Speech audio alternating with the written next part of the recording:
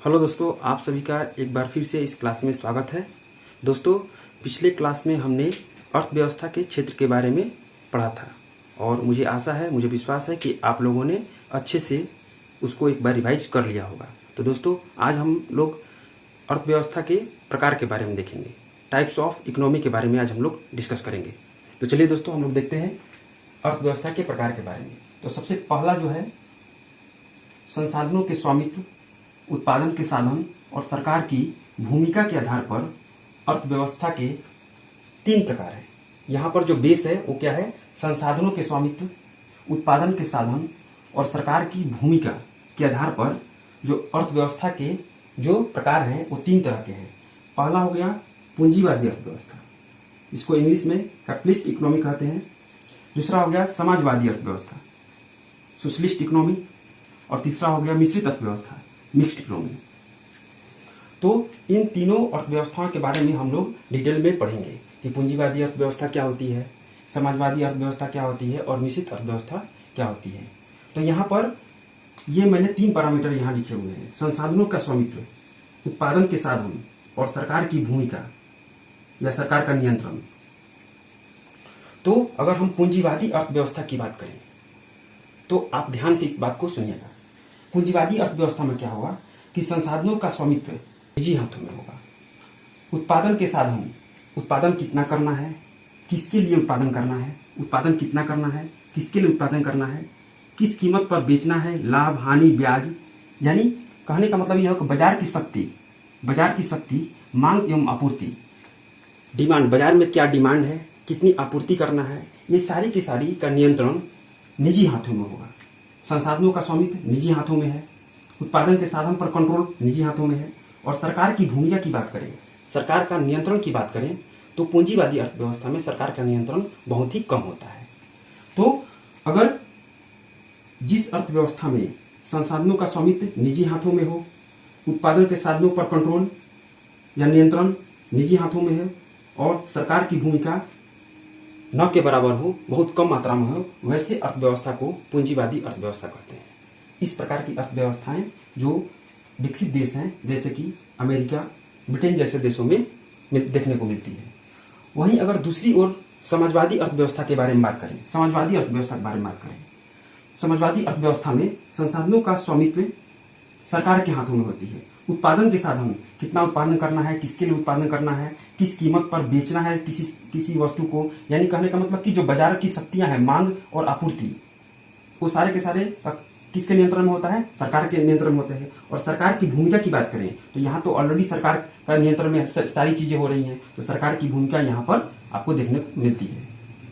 तो जहाँ एक तरफ पूंजीवादी अर्थव्यवस्था में सरकार की भूमिका बहुत कम होती है, वही समाजवादी अर्थव्यवस्था में सरकार की भूमिका यहाँ बहुत अधिक मात्रा में देखने को मिलती है। सभी चीजों पर सरकार का यहाँ नियंत्रण आता है। तो इस प्रकार की अर्थव्यवस्थाएं वाले देश जैसे रूस, चीन, इस प्रकार के देश हैं जो कि जहां पर समाजवादी अर्थव्यवस्था देखने को मिलती है। अब बात करते हैं मिश्रित अर्थव्यवस्था के बारे में। तो मिश्रित अर्थव्यवस्था में क्या होता है कि निजी क्षेत्र और जो सार्वजनिक क्षेत्र, यानी कहने का मतलब जो निजी है और जो सरकार है, दोनों का स्वामित्व यहाँ होगा। यानी संसाधनों का स्वामित्व निजी के साथ साथ सरकार के कंट्रोल में भी होगा। उत्पादन के साधन पर निजी का भी स्वामित्व होगा और फिर सरकार का भी होगा। और सरकार की भूमिका यहाँ पर मध्यम रहेगी, यानी कि सरकार का नियंत्रण मिश्रित अर्थव्यवस्था में मध्यम रहेगा। तो पूंजीवादी अर्थव्यवस्था में सरकार का नियंत्रण कम है, समाजवादी अर्थव्यवस्था में सरकार का नियंत्रण ज्यादा है और मिश्रित अर्थव्यवस्था में सरकार का नियंत्रण मध्यम है। तो इस प्रकार की जो अर्थव्यवस्थाएं हैं, मिश्रित अर्थव्यवस्थाएं, वो भारत जैसे देशों में देखने को मिलती है। तो इसका जो एग्जाम्पल है वो भारत हो सकता है यहाँ पर, फिर फ्रांस हो सकता है। इस प्रकार की अर्थव्यवस्थाएं पाई जाती हैं। तो आप इसे नोट कर लीजिए, फिर हम लोग आगे इसको देखते हैं। तो दोस्तों, हमने देखा कि पूंजीवादी अर्थव्यवस्था में जितने सारी आर्थिक गतिविधियां हैं उसको निजी क्षेत्र नियंत्रित कर रही है। वहीं समाजवादी अर्थव्यवस्था में जितने सारी आर्थिक गतिविधियां हैं उसको सरकार नियंत्रित कर रही है। और मिश्रित अर्थव्यवस्था में जो भी आर्थिक गतिविधियां हैं उसको सरकार के साथ साथ निजी क्षेत्र भी नियंत्रित कर रही है। अब यहाँ देखते हैं कि पूंजीवादी अर्थव्यवस्था में का जो विचार है, पूंजीवादी अर्थव्यवस्था का जो विचार है वो सबसे पहले स्कॉटलैंड के अर्थशास्त्री जिनका नाम था एडम स्मिथ के द्वारा दिया गया था। तो पूंजीवादी अर्थव्यवस्था का जो विचार था, जो उसको प्रस्तुत किसने किया था, तो एडम स्मिथ ने किया था। और इन्हीं को अर्थशास्त्र के जनक के रूप में भी जाना जाता है। तो अर्थशास्त्र के जो जनक हैं वो एडम स्मिथ है, अर्थशास्त्र के जनक, अर्थशास्त्र के पिता या जनक। तो ये तो कई बार एग्जाम में आए हुए क्वेश्चन है। इन्होंने अहस्तक्षेप का सिद्धांत दिया था।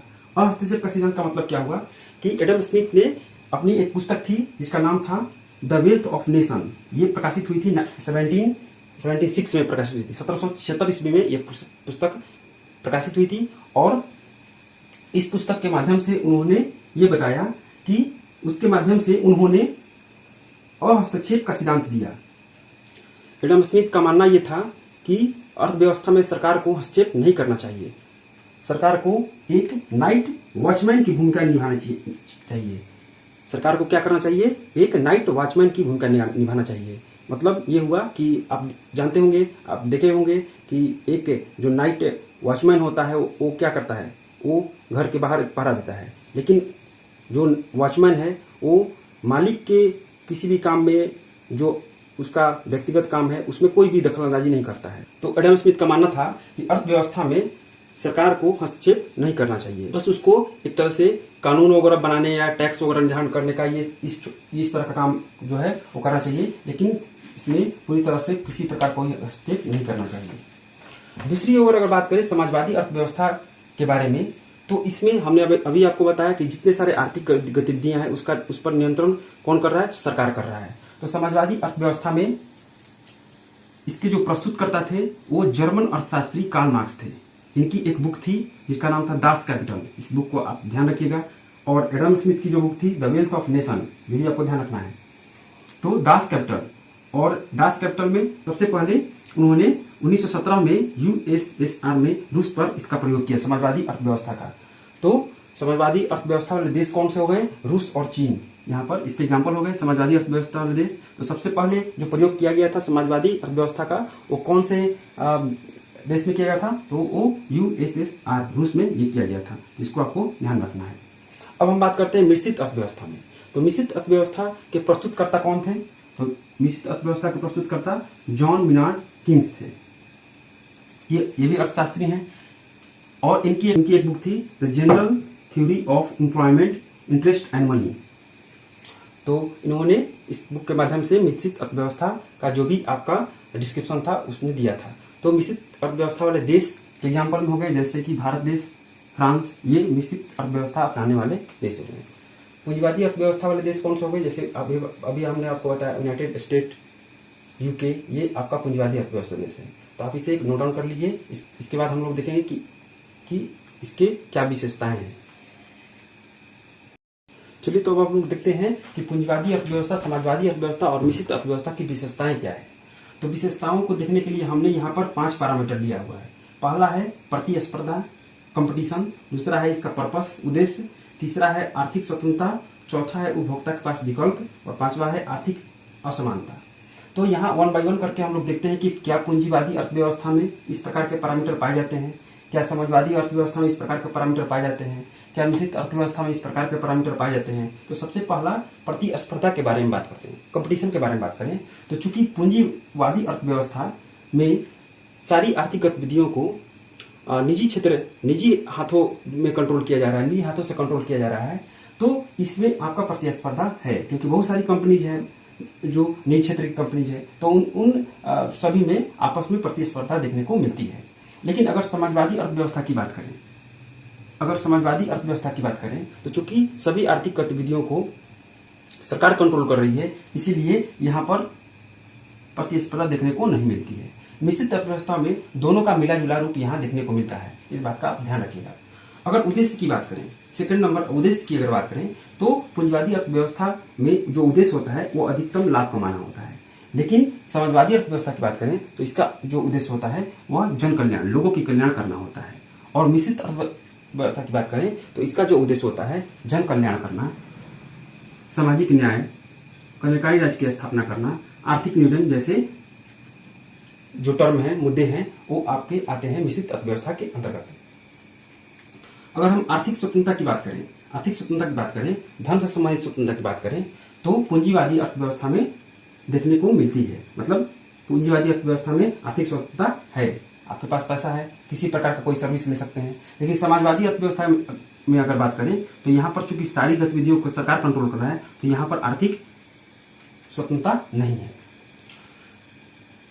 फोर्थ नंबर देखें, उपभोक्ता के पास विकल्प की अगर बात करें तो पूंजीवादी अर्थव्यवस्था में उपभोक्ता के पास कई विकल्प पाए जाते हैं। जैसे अगर निजी क्षेत्र की बहुत सारी कंपनीज है, सपोज करिए एक ही मोबाइल की जो कंपनीज हैं वो बहुत सारी हैं निजी क्षेत्र की, तो आप जो आपको सर्विस अच्छा लग रहा है उस कंपनी का मोबाइल आप ले सकते हैं। तो यहाँ पर क्या है कि उपभोक्ता के पास, जो कंज्यूमर है उसके पास विकल्प है। लेकिन समाजवादी अर्थव्यवस्था में चूंकि यहाँ पर सारी गतिविधियों को सरकार कंट्रोल कर रही है, तो सरकार ने एक ही कंपनी का मोबाइल निकाल दिया और उसको आपको लेना मजबूरी है। यहाँ पर उपभोक्ता के पास विकल्प नहीं है। और मिश्रित अर्थव्यवस्था में मैंने आपको बताया कि इन दोनों का मिला जुला रूप देखने को मिलता है, क्योंकि मिश्रित अर्थव्यवस्था में जो भी आर्थिक गतिविधि है उसको कंट्रोल निजी के साथ साथ सरकार भी करती है, तो वहां दोनों का मिला जुला स्वरूप देखने को मिलता है। आर्थिक असमानता की बात करें, आर्थिक असमानता का मतलब क्या हुआ कि 10% लोगों के पास ही नियर अबाउट 80% से अधिक संपत्ति है। मतलब ये हुआ कि कुछ ही लोग ज्यादा संपत्ति के मालिक हैं। तो पूंजीवादी अर्थव्यवस्था में ये आर्थिक असमानता देखने को मिलती है। वहीं अगर समाजवादी अर्थव्यवस्था में बात करें तो यहाँ पर आर्थिक असमानता देखने को नहीं मिलती है, आर्थिक समानता देखने को मिलती है।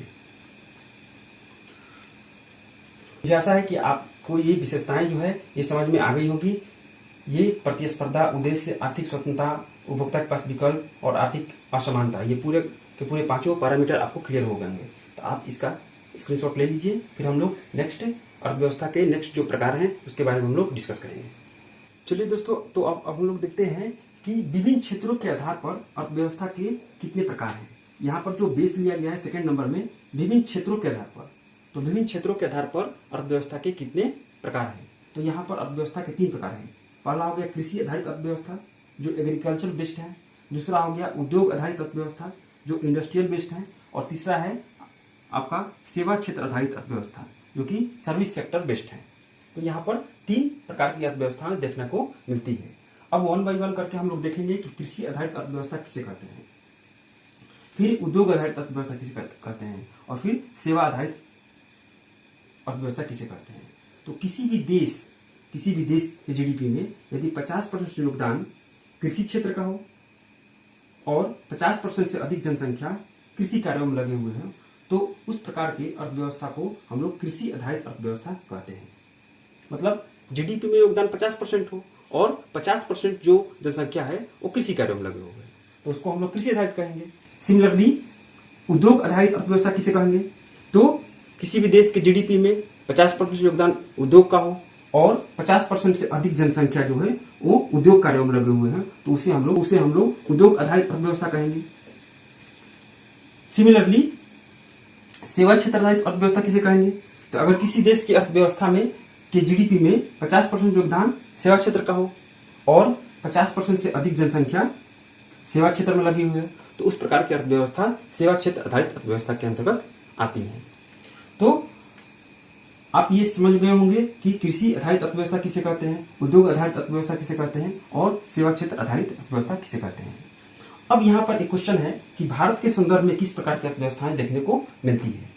तो मैंने पिछले वीडियो में आपको बताया था कि अगर भारत के संदर्भ में बात की जाए तो जो प्राइमरी सेक्टर है उसका जो योगदान है वो आपका 17% है।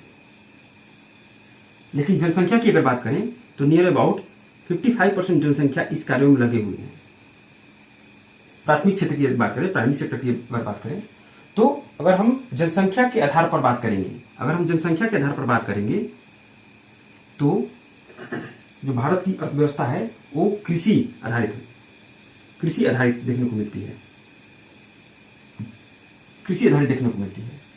लेकिन टर्शियरी सेक्टर की बात करें,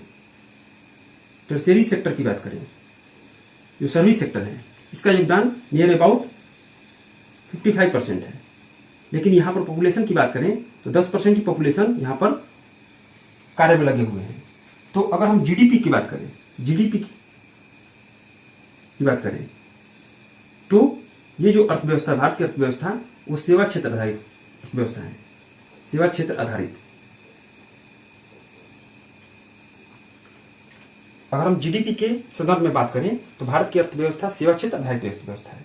लेकिन अगर हम जनसंख्या के संदर्भ में बात करें तो जो भारत की अर्थव्यवस्था है वो कृषि आधारित अर्थव्यवस्था है। तो फिर हम लोग इसे क्या बोले, कृषि आधारित अर्थव्यवस्था या सेवा क्षेत्र आधारित अर्थव्यवस्था? तो दोनों में अगर देखा जाए तो जो डोमिनेंट फैक्टर है वो आपका जनसंख्या है। इसीलिए भारत की जो अर्थव्यवस्था है वो आपका कृषि आधारित अर्थव्यवस्था है। तो भारत की जो अर्थव्यवस्था है वो कैसी है? कृषि आधारित अर्थव्यवस्था है, कृषि आधारित अर्थव्यवस्था है,